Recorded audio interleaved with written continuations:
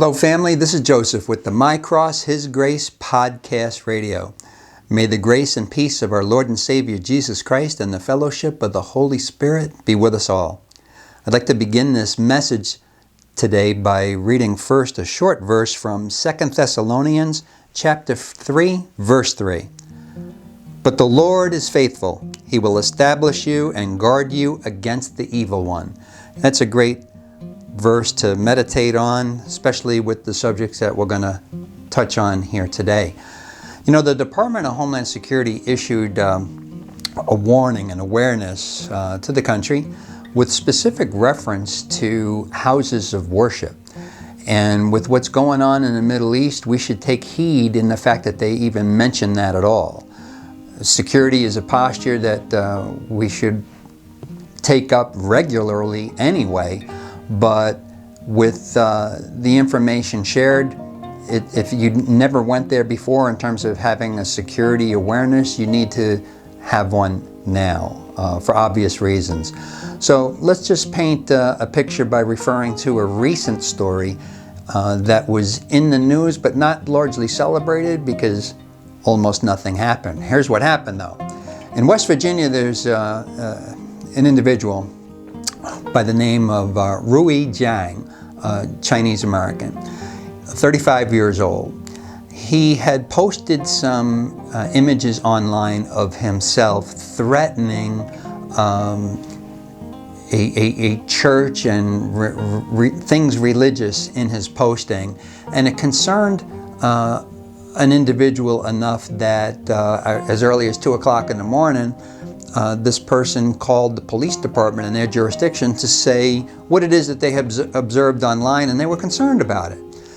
The jurisdiction that received that call figured it out and said, you know, this is not our jurisdiction, and they could easily have encouraged the caller to call the proper one, possibly give them the number, and encourage them to report it further that way. But instead what they did actually was they contacted the jurisdiction that did belong to the church in question, and they actually sent a car to do a welfare check to Rui Jiang's house. They did not find him there, so they radioed their office that what they were going to do is go to a couple of nearby churches, and one in particular that they believed to be the church in question. The off-duty officers that were already at the church working the Sunday event, which was, for the purpose of this story, a 10 a.m. service that included 1,000 people with as many as 300 children.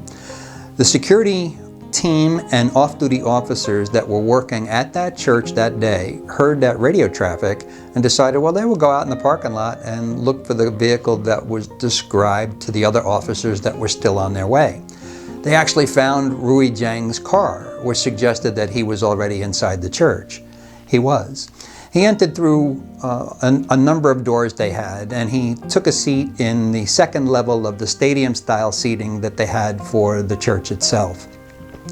From there, and before the service started, he attempted to go through a door that said, "Do not enter." It was at that point that security stopped him and questioned him, and at the same time police arrived. They took him outside, they found a weapon on him, and they arrested him for some charges that they were able to put together based on the postings and his presence there, and they took out warrants, searched his home, and found written material of his to explain what his purpose was in going to this particular church that day and the harm he had intended to commit. What's interesting about what you just heard was that everybody involved in the story, however small a piece of information or action they had in the story, did the right thing the right way, and everybody acted in concert to avert what could have been a terrible day. But it also points out that the increased awareness is something that we all need to be aware of wherever we are, whether it's church or not. Having said that, we can take no comfort if the church that you belong to happens to be in a rural area, country setting, and these things don't happen here. That would make you a soft target, and that's not the position to take.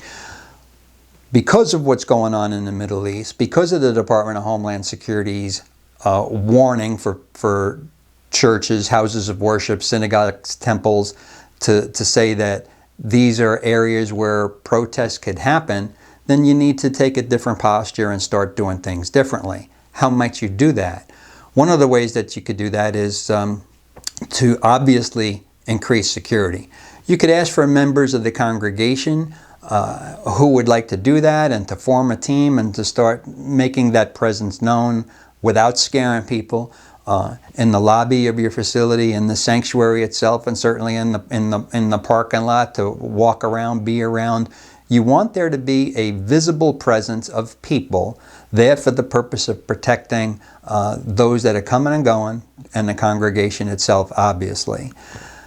That would also include having at least an off-duty officer there in uniform for the purpose of saying, hey, we have police at this presence, and that's an individual who you should expect to pay for their time at that location. The other would be volunteer from your church congregation, all for the purpose of looking out for each other. On an earlier video, I talked about and suggested, where are all the men? Men want to feel needed and have purpose. Here's an additional opportunity in present day to give them something to do. Not that everybody's going to be on guard in the parking lot, but pick your people, have a team, and make it work for you. This would also obviously include armed personnel for the purpose of being able to stand against a threat to themselves or somebody else. And anybody else who is legally qualified to have automatic hole punchers should be encouraged. We're living in a different time, and it would be fools to believe that actions such as we're talking about are not appropriate, because they very much are. We have so many individuals now in our country who have come here illegally and without purposes that we know ourselves, so that everything is very much a threat, not knowing what their intentions are and what's going on. The fact that the churches were mentioned as a possible target area by the Department of Homeland Security kind of suggests and foretells that there may well be protest in front of some, and maybe services disrupted. That's not acceptable at any time. Rights to protest or let's say demonstrate will certainly be protected. So that's something that we enjoy in this country, but we don't want private property trespassed or church services violated. Not to be encouraged at all, and something to certainly avoid. So additional steps and measures would include to limit the number of access doors that an individual has to get into the service. Some of these churches are so big that they got doors all around it. It may be worthwhile to limit those doors to, say, the front of the building or a side of the building. You figure out which one works best for you, but obviously take steps to do things differently for the purpose of having increased security. This telling of mine to you this evening is also in follow-up to that story in West Virginia. It began with somebody seeing things on social media that was threatening a church. The name of the church, by the way, was Park Valley. And that gives us reason to be aware of the church's social media platforms as well. If you have a Facebook page or Instagram page that allows for interaction, statements, and comments, have somebody, a couple of people, monitoring those comments to see that they are friendly and inviting and consistent with normal church business and interaction, not high negatives, agitating, accusations, political commentary, obviously something different from the norm that would raise a red flag about who is this person posting these threats or trying to incite something on your social media platform. That would be a clue to be further investigated by whoever you bring that to their attention for further follow-up and investigation to avoid a mishap of any kind. The economy is getting tougher. You may not feel it yet, but we're getting to the end of the year, and Things are really not going as good as they seem, however good that might feel at the moment. An interesting development is a company by the name of Convoy Logistics. They announced that they were going to cancel all their remaining shipments for the rest of the year. That's a big deal. The trucking company J.B. Hunt is also reporting a 30% decrease in their demand for services. That's not looking good, and that's an early economic indicator that those numbers are going to continue to go south. What that also translates to is that there is a weaker consumer demand overall, and that may tie into the increase of groceries and gasoline over the last several months or more. So as people feel the pinch of having to pay more at the pump and more at the grocery store, that's meaning less disposable income, if you want to use that term, to enjoy a holiday gift-giving season as they might have before. So things have begun to slow down. They'll slow down more, and I would expect that layoffs in certain industries should be expected, as well as news of the threat of war. By the way, war is politics at its worst, and something that we should encourage lawmakers and governments to avoid at all cost.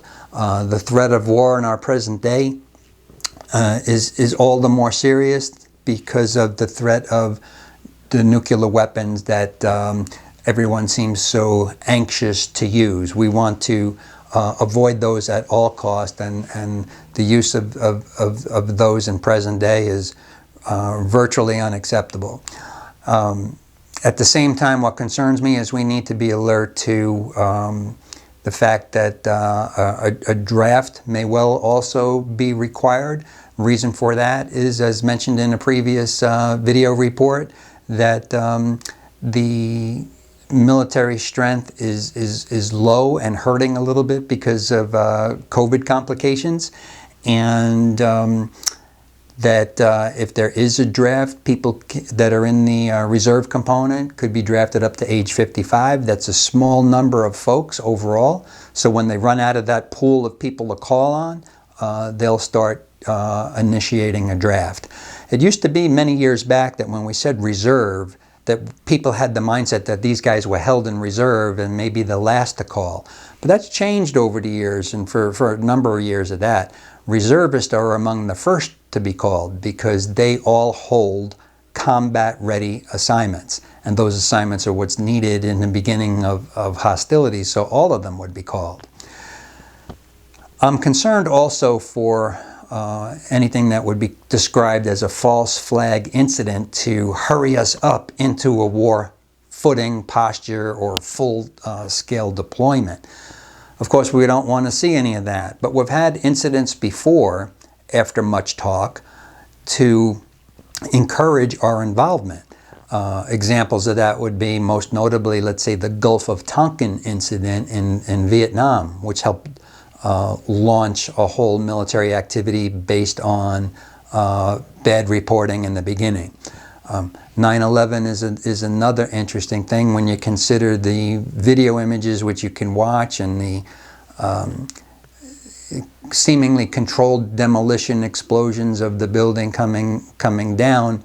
You can investigate that for yourself and determine what that means to you, what you think it is, and what the discussions are that follow that.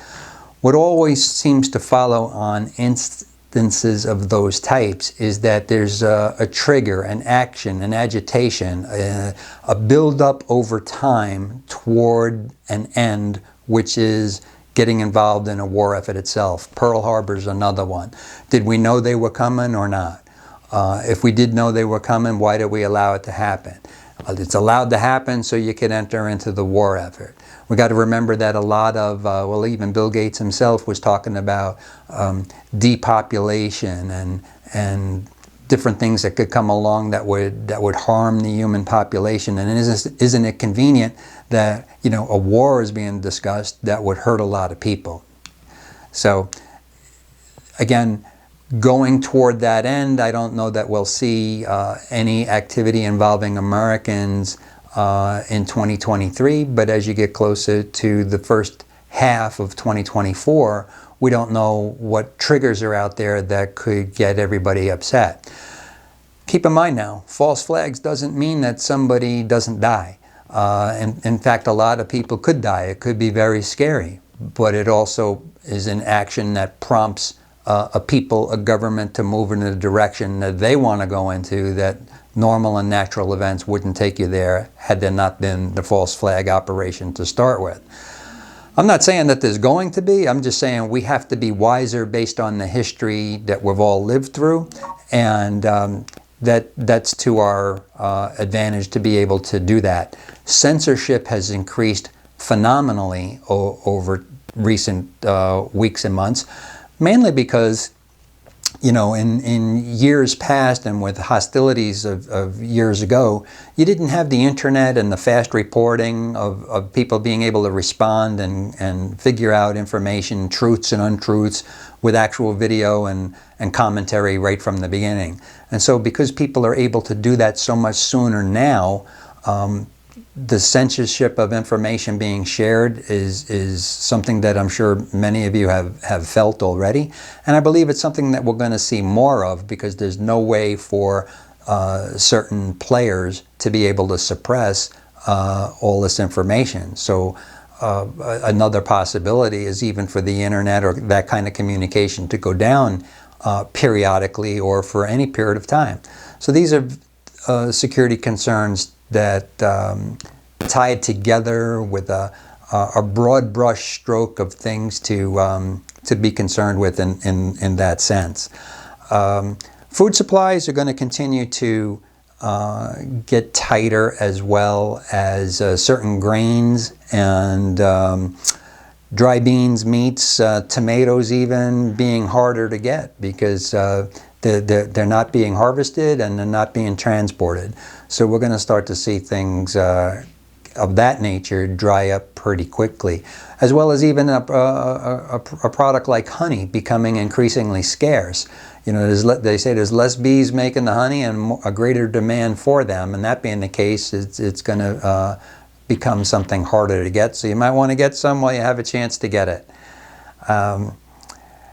That being the case, that's all I have for you on this broadcast. But I want to mention too that you know, during the American Revolution, it wasn't the Boston Tea Party kind of kicked off America's involvement in the American Revolution, but it was 40 years of activities prior of things adding up to that event that led to the spark. If we want to go 40 years back in our own history today, where are we talking about? That will put us around the Vietnam era. So there's a lot of activities and politics and policies and laws and things that have been tried over time that has, you know, brings us to present day, where people are looking, evaluating, and trying to figure out money positions, corporate positions, political positions, world economics and happenings, and the migrant situation, to such a degree that they're beginning to figure things out and say, wait a minute, this isn't right. So we have to be alert to all of this and to be prayerful about it and to seek God's guidance and never give up on the prayer, right? That's what strengthens us. You need that strong personal foundation in yourself to be able to help others and to keep yourself strong. So be grounded in the faith, say a prayer for the country and for all of those in military service, those at sea, and those who protect the homeland. God bless you all. Thank you for watching. This is Joseph with the My Cross, His Grace podcast radio. Thank you.